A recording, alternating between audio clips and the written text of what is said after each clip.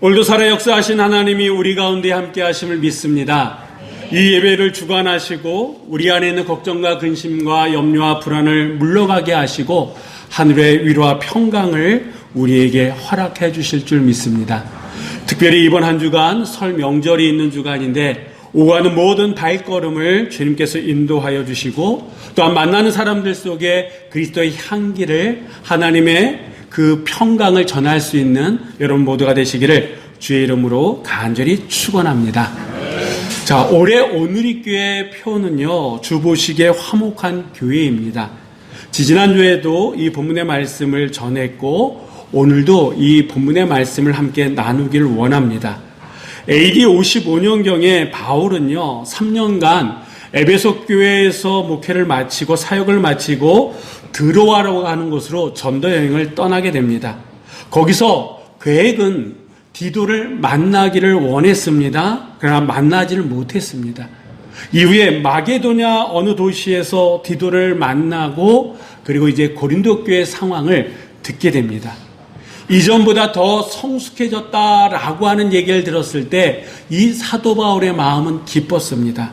그런데 또한 충격적인 얘기도 듣게 됩니다. 이 바울의 엄한 가르침을 오해해서 이 복음의 가르침을 벗어난 사람들이 이 고린도 교회 안에 생겼고 거짓 선지자들, 거짓 교사들의 영향을 받아서 잘못된 길로 빠지고 그로 말미암아 이 고린도 교회에 혼란이 있다라고 하는 얘기를 사도 바울이 듣게 됩니다. 2년여 정도 이 고린도 교회에서 사역했던 사도 바울의 입장에서는 이 고린도 교회의 현실이 참으로 안타까웠습니다. 남다른 특별한 애정이 있었기 때문에 이 사도 바울은요, 어떻게 해서든 이 고린도 교회가 복음 안에 든든히 세워지기를 원해서 그는 마게도냐에서 편지를 썼는데 그 편지가 고린도 후서입니다. 지난 시간에도 말씀드렸던 것처럼 이 사도 바울은요, 그동안 사역하면서 하나님을 두려워하고 그리스도의 사랑을 확신을 가지고 지금까지 사역해 왔습니다.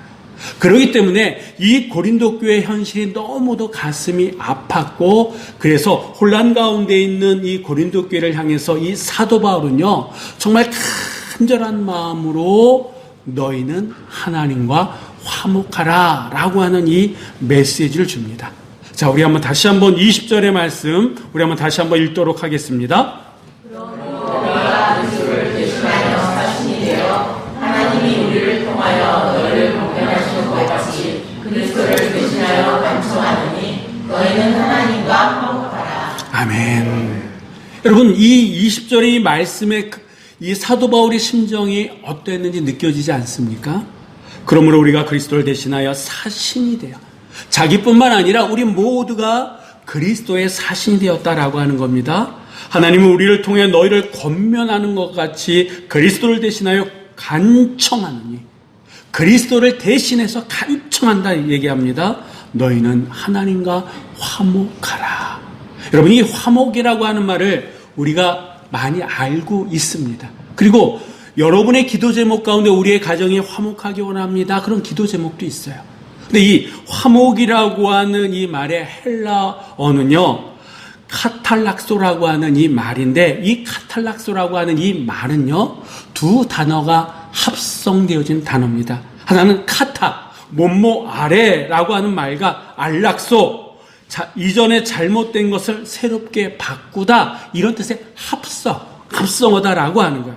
다시 말씀드리면 하나님과 화목하라라고 하는 이 말은 하나님과의 잘못된 관계를 바로 정리하고 고쳐야 된다라고 하는 뜻이 담겨져 있다라고 하는 거예요. 그렇다 그러면 이 사도 바울은 고린도 교회의 현실을 보면서 그리스도를 대신해서 간청하는 심정으로 너희는 하나님과 화목하라, 왜 이렇게 간절하게 얘기했느냐? 한마디로 얘기하면 아주 중요하다라고 하는 거예요. 왜 중요하냐? 왜 하나님과 화목하는 게 왜 중요하느냐? 우리 한번 18절의 말씀 우리 한번 다 같이 읽어보도록 하겠습니다. 그것이 하나는 깨어났으며 그가 그것으로 말미암아 우리를 자기와 화목하게 하시고 또 우리에게 화목하게 하는 직분을 주셨으니 아멘. 여러분, 이 말씀이 보니까 모든 것이 하나님께로 났다. 여러분 믿으십니까? 모든 것이 출발점은 하나님이다라고 하는 걸 믿으십니까? 이 세상의 주관자는 하나님이심을 믿으십니까? 여러분, 모든 것은 하나님께로부터 났음을 우리는 고백해야 될 줄 믿습니다. 자, 우리는 누구로부터 났습니까? 하나님께로부터. 다시 얘기하면 하나님은 당신의 형상을 따라서 누구를 지으셨어요? 인간, 우리를, 나를 지으시고 만드셨다라고 하는 거예요. 근데 문제는 뭐냐 하면 이 아담과 하와의 죄로 말미암아 타락한 인간은 하나님의 형상을 잃어버리고 말았다라고 하는 겁니다. 그로 말미암아 인간은 탐욕의 지배를 받으며 살게 되었습니다. 주님의 권능으로 살아가야 될 인간이 돈의 권능, 힘의 권능으로 살아가는 것이 맞다라고 속으면서 살아갑니다. 온전히 하나님께 예배드려야 될 인간이 하나님이 아닌 우상을 섬기면서 살아가게 되었다라고 하는 거예요.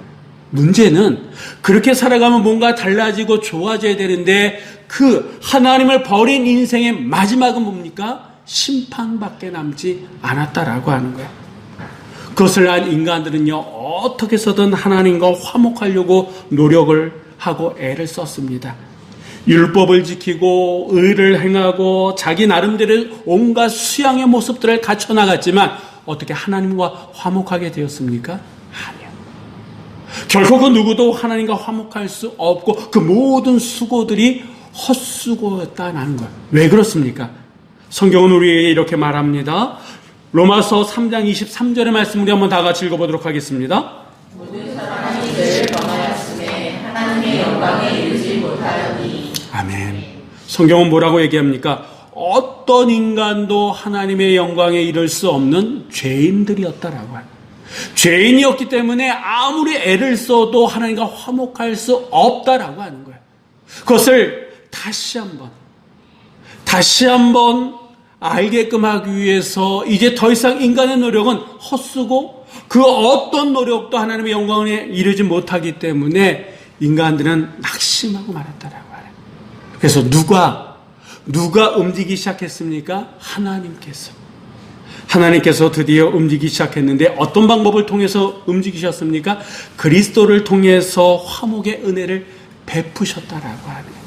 그분을 말씀이 육신이 되어 이 땅에 성육신하게 하시고 그것뿐만 아니라 십자가 위에서 화목제물이 되게 하심으로 말미암아 죄로 인해서 하나님과 인간 사이에 생겼던 그 담을 허시고 화목하게 하셨다라고 하는 거예요.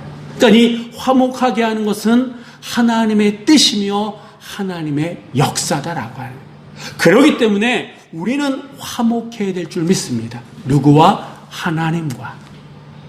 여러분, 죄로 말미암아 죽은 영혼이 살아나는 방법은 다시 하나님과 화목하는 방법은 하나님의 은혜밖에 없다라고 하는 거예요. 다시 말씀드린다 그러면 예수 그리스도를 영접함으로 예수의 생명이 우리 안에 주어졌을 때에 비로소 우리 안에 생명, 하나님이 허락하신 그 생명의 은혜가 주어지게 된 줄 믿습니다. 예수 안에 있는 그 생명은 죽음의 권세를 깨트리고 다시 부활하신 생명입니다. 그래서 그 생명이 우리 안에 주어졌을 때에 우리는 비로소 하나님과 화목할 수 있는 거예요.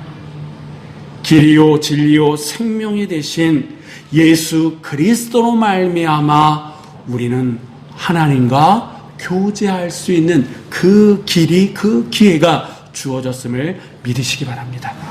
그렇기 때문에 오늘 이 예배가 예수 그리스도의 사랑, 예수 그리스도의 은혜, 예수 그리스도의 그 생명으로 말미암아 하나님과 충분한 교제의 시간이 이루어지는 귀하고 복된 이 시간이 되시기를 주의 이름으로 간절히 축원합니다.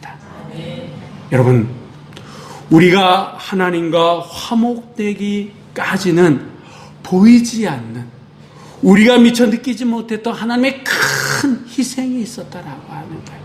독생자 예수 그리스도를 이 땅에 보내시고 십자가의 화목제물로 내어주신 큰 은혜, 큰 희생이 있었기 때문에 우리는 비로소 하나님과 화목할 수 있음을 우리는 기억해야 될 줄 믿습니다. 자, 그렇다 그러면 전적인 하나님의 은혜로 하나님과의 그 관계가 화목하게 되었는데 이제 모든 것이 끝났습니까? 아니요. 아직 끝나지 않았습니다. 왜 그러냐면 그 관계는 지속되어져야 되기 때문에 그렇습니다. 한 번의 사건으로 끝나는 것이 아니라 이제 하나님께서 그 길을 열어주셨으니까 우리는 그 길을 지속적으로 걸어가야 된다라고 하는 거예요. 그렇다 그러면 이제 누구의 몫이 남아있는 겁니까? 우리의 몫이 남았다라고 하는 거예요. 하나님께서 독생자 예수 그리스도를 희생함으로 그 길을 열어주셨다 그러면 이제 우리가 꾸준하게 그 길을 가야 되는데 그 길의 노력은, 그 길의 몫은 우리 안에 있습니다. 여러분에게 한 가지 질문을 한번 드려볼까요?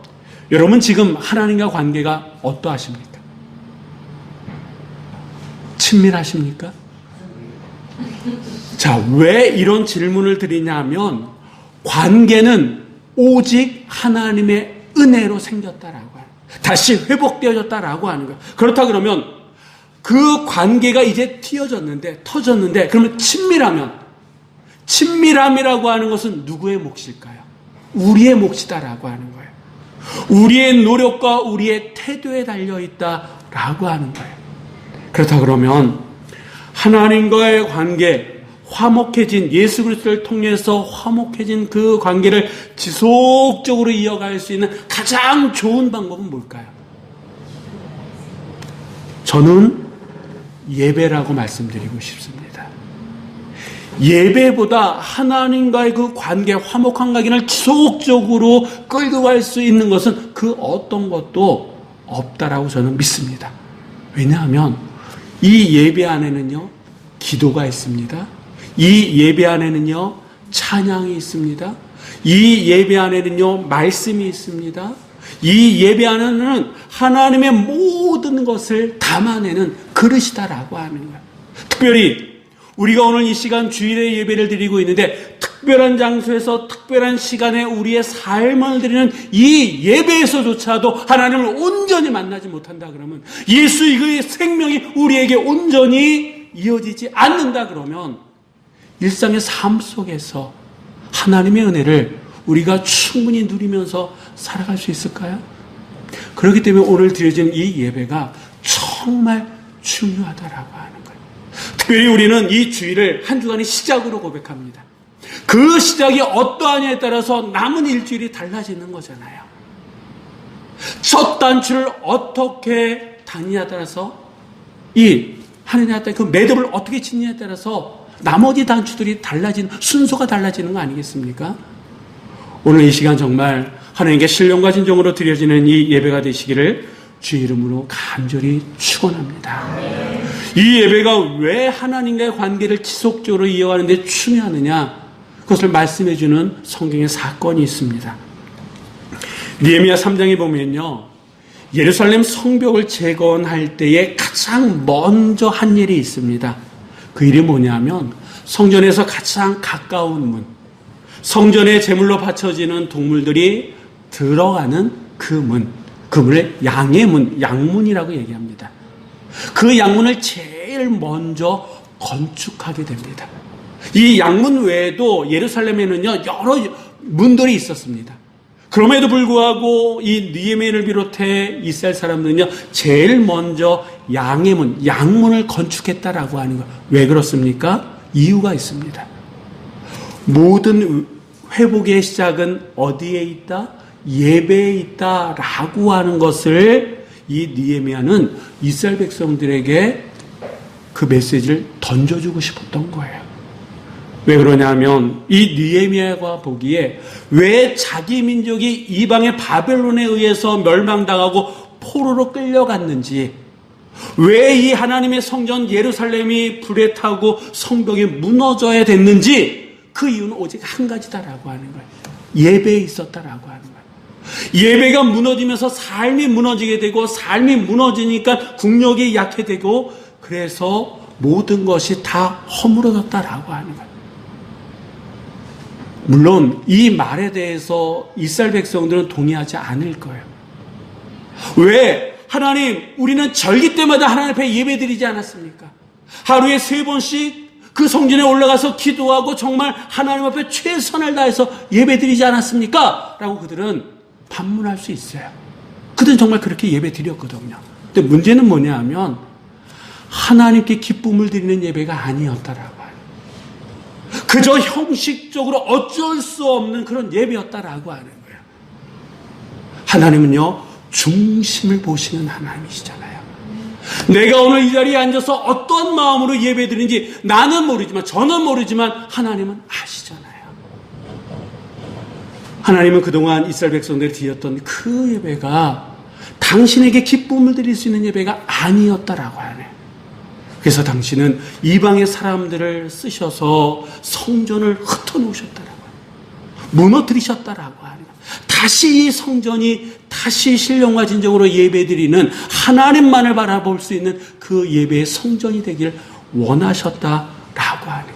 그것을 깨달은 이 느헤미야는요, 그 어떤 것보다도 이 양의 문, 예배와 직접적으로 관련이 있는 이 양의 문에서부터 성벽을 재건했다라고 하는 겁니다. 여러분, 우리도 마찬가지 아닙니까? 예배가 무너지면 하나님과의 관계가 멀어집니다. 그러다 보면 우리의 삶이 무너질 수밖에 없다라고 하는 거예요. 예배가 무너지면 예루살렘의 성벽이 무너졌던 것처럼 우리의 가정도, 또한 우리가 원하고 바라는 그 일들의 그런 모든 과정까지도 무너질 수밖에 없다라고 하는 거예요. 이 시간 여러분 스스로에게 한번 질문해 보시기 바랍니다. 내가 어디서부터 우리의 삶이 무너졌는가? 눈에 보이기에는 배우자 때문에, 부모 때문에, 속썩이는 자식들 때문에, 가까이 있는 우리 친족들이나 친척들이나 가족들 때문에, 아니 내가 능력이 없어서, 돈이 없어서, 힘이 없어서 내 삶이 무너진 것처럼 보일 수도 있습니다. 근데 여러분 속지 마시기 바랍니다. 엄밀히 얘기하면, 다시 내 자신을 돌아보면 나와 하나님과의 관계, 혹시 내가 하나님 앞에 드려지는 그 예배가 무너져 있기 때문에 우리의 삶이 이렇게 힘들고 어려운 거 아닌지 한번 스스로에게 한번 물어보시기 바랍니다. 다시 얘기하면 우리의 무너진 현실을 다시 회복할 수 있는 그 가장 먼저는 어디에 있는 겁니까? 하나님과의 관계, 예배에 있다라고 하는 거예요. 하나님과 관계를 회복하려면 먼저 우리가 예배를 회복해야 될 줄 믿습니다. 예배 회복 없이는 진정한 회복은 없는 줄 믿으시기 바랍니다. 우리가 잘 알고 있는 아브라함이나 다윗, 정말 성경은요, 아브라함과 다윗에 대해서 많은 페이지를 활용하면서 그들의 믿음, 그들의 신앙에 대해서 우리에게 말씀해주고 있고, 우리는 그들의 모습을 보면서 도전받고 있지 않습니까? 그렇다 그러면 아브라함과 다윗의 공통점이 뭔지 아십니까? 이 두 분요, 산 시대가 달라요. 시 공간을 초월하면서 이 두 분에게, 이 두 사람에게 하나의 공통점을 찾을 수 있는데, 그것은 이들은 예배를 저들의 삶의 최우선순위에 두면서 살았다라고 하는 겁니다. 예를 든다 그러면 아브라함은 하나님의 약속의 말씀을 듣고 가나안 땅에 들어가게 됩니다. 본토 친척 아비 집을 떠나서 하란을 떠나서 가나안 땅에 들어가는데 그 세겜까지의 거리가 약 700km였다 그럽니다. 그 700km 먼 거리를 와서 그가 했던 제일 첫 번째 일이 뭐냐? 우리 한번 창세기 12장 7절의 말씀을 한번 다 같이 읽어보도록 하겠습니다. 여호와께서 아브라함에게 나타나시되 내가 이 땅을 내 자손에게 주리라 하신지라. 자기에게 나타나신 여호와께 그가 그곳에 제단을 쌓고. 아멘. 여러분, 이 가나안 땅, 하나님께서 약속의 땅이라고 말씀하셨던 이 땅은 아브라함에게 있어서는 낯선 땅입니다. 낯선 땅이다라고 하는 것은요, 두려움의 대상이 될 수 있다라고 하는 거예요. 그런 상황 속에서 무엇을 제일 먼저 했습니까? 여호와의 단을 쌓았다라고 성경은 말씀하고 있습니다.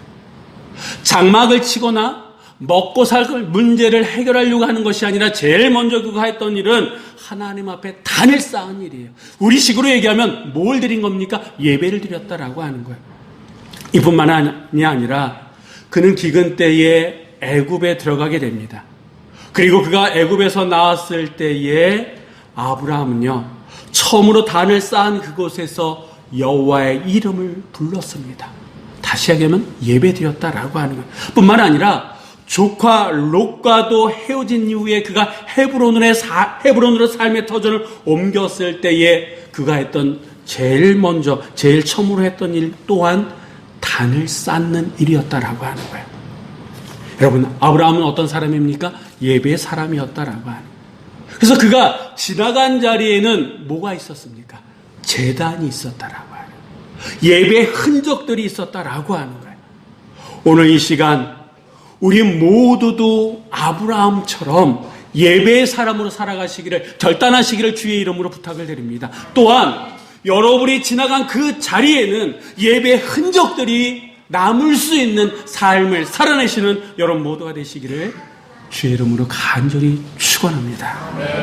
그런데 여러분, 어떻게 보면 우리는 불행한 시대를 살아가고 있습니다. 왜 그러냐 그러면 어느 시대보다 세상의 유혹이 무섭습니다. 조금만 긴장을 풀어도요, 언제 어디서든 그 유혹이 우리의 삶 속에 물밀듯 밀려오는 그런 시대 상황을 살고 있다라고 하는 거예요. 이런 시대 속에서 우리는 유혹을 이기고 주님을 닮아가는 삶을 살기를 원합니다. 믿음 또한 세우고 믿음 또한 성장하기를 원합니다. 그렇다 그러면 어떻게 해야 됩니까? 나 혼자는 연약하다라고. 그래서 우리가 함께 예배드려야 된다라고. 함께 하나님을 기쁘시게 할 수 있는 예배, 하나님이 받으시는 예배를 드려야 될 줄 믿습니다. 예배는 우리의 삶의 시작인 동시에 마지막이다라고 하는 거예요. 어느 교회에 암으로 투병 중인 성도가 있었습니다. 그녀는요, 암 진단을 받고 난 다음에 자신이 걸을 수 있는 한 계속해서 교회에 나가 예배드릴 것을 결단했습니다. 이제 죽음이 임박한 어느 주일, 그는 여의고 허약한 몸을 이끌고 남편과 함께 예배에 참석했습니다.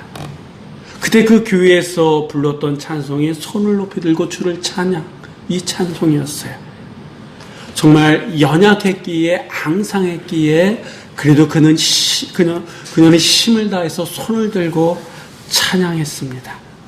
눈을 감고 그 얼굴에는 미소를 머금고 뼈만 앙상한 손을 들고 찬양했다라고 하는 거예요.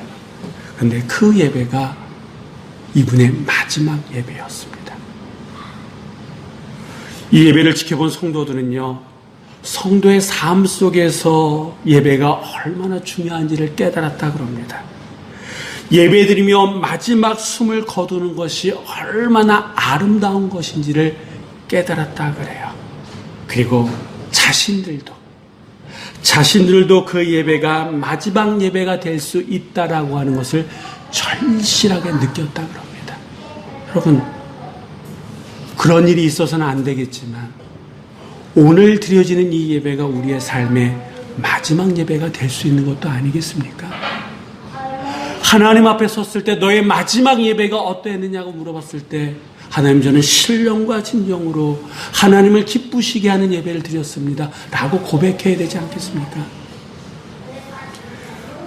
우리의 인생이 정말 인생 가운데에 예루살렘 성벽이 무너졌던 것처럼 혹시 무너져 내린 것이 있다 그러면 더 우리는 하나님과 화목해야 될 줄 믿습니다.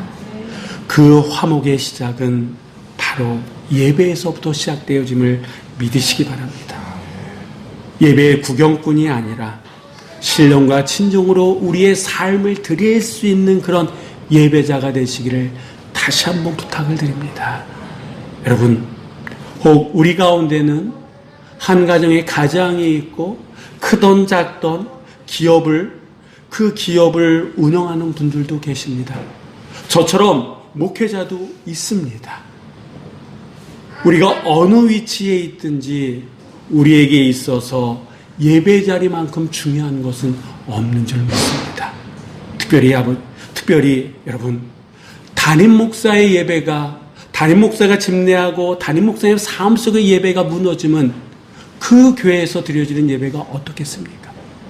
한 가정의 그 예배가 무너지면 그 가정이 어떻겠습니까? 한 기업의 오너가 신령과 진정으로 드려져야 되는 그 예배가 무너지면 그 기업이 어떻겠습니까? 어느 자리에 있든지 우리는 정말 하나님 앞에 기쁨을 드릴 수 있는 예배, 신령과 진정으로 예배 드릴 수 있는 그 예배자를 지금도 하나님은 찾으시는 줄 믿습니다. 올 한 해 무엇보다도 우리는 하나님과 화목한 관계를 이어가야 될 줄 믿습니다. 뿐만 아니라 이제 세상을 향해서 하나님과 화목해야 됨을 외치고 전하는 사신이 되었음을 믿고, 무엇보다도 예배를 회복함으로 하나님의 뜻을 이루어가는 우리 모두가 되시기를 주의 이름으로 간절히 축원합니다. 기도하시겠습니다.